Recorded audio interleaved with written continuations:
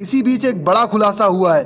भीड़ की दरिंदगी का शिकार हुए एक महिला के पति कारगिल को युद्ध लड़ चुके हैं, रिटायर्ड सूबेदार हैं। उन्होंने बताया कि उनके इलाके के हालात बेहद खतरनाक और डराने वाले हैं। मणिपुर पुलिस अब तक मुख्य आरोपी हुई हीरा दोस्त समेत 4 लोगों को गिरफ्तार कर चुकी है।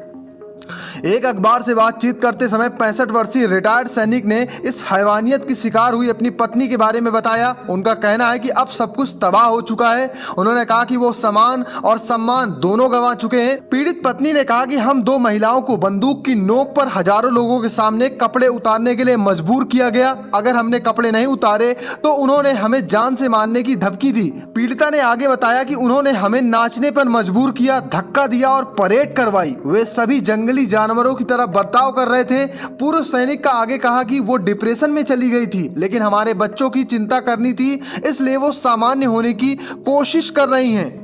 रिटायर्ड सैनिक ने कहा कि मैंने कारगिल लड़कर सामने की जंग देखी है। जब मैं घर वापस आया तो मेरी खुद की जगह युद्ध क्षेत्र में तब्दील हो चुकी है। उन्होंने कहा कि 4 मई से हमारे गांव और घरों को आग लगाना शुरू कर दिया गया था। सभी गांव वाले जान बचाकर यहां से भाग गए हैं। मेरी पत्नी मुझसे अलग हो गई थी और 4 अन्य गाँव वालों के साथ जंगल में छिप गई थी और इसी दरमियान कुछ हमलावरों ने हमारी बकरियां, सूरों को पकड़ा और गाँव से भी ले गए। इस दौरान मेरी पत्नी और अन्य लोगों को भी खोजकर बंदी बना लिया गया। पूर्व सैनिक बताते हैं कि महिला को बचाने की कोशिश कर रहे थे पिता और भाई को मौके पे ही मार दिया गया। उन्होंने बताया कि पत्नी के अलावा एक महिला और बच्चा, एक ही परिवार के 3 सदस्य जिसमें पिता और बेटी और बेटा था।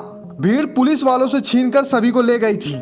पूर्व सैनिक ने हैवानों की भीड़ को याद किया और बताया कि मैं देख सकता था कि वे पत्नी और अन्य 4 लोगों को कुछ दूरी पर ले गए हैं। 3 महिलाओं को कपड़े उतारने के लिए मजबूर किया, हाथों में बच्चे के लिए महिला को बाद में छोड़ दिया गया और जाने दिया गया। भीड़ ने कम उम्र की महिला के साथ उत्पीड़न करने की कोशिश की और जब उसके भाई और पिता ने दखल दिया तो उन्हें मार दिया गया। उन्होंने बताया कि हैवानों की हैवानियत करीब 2 से 3 घंटे तक चली। वो देर रात अपनी पत्नी से नागा गांव में मिले। छोटी लड़की को उसका प्रेमी ले गया। फिलहाल पति पत्नी चूड़ा चांदपुर में राहत शिविर में रह रहे हैं।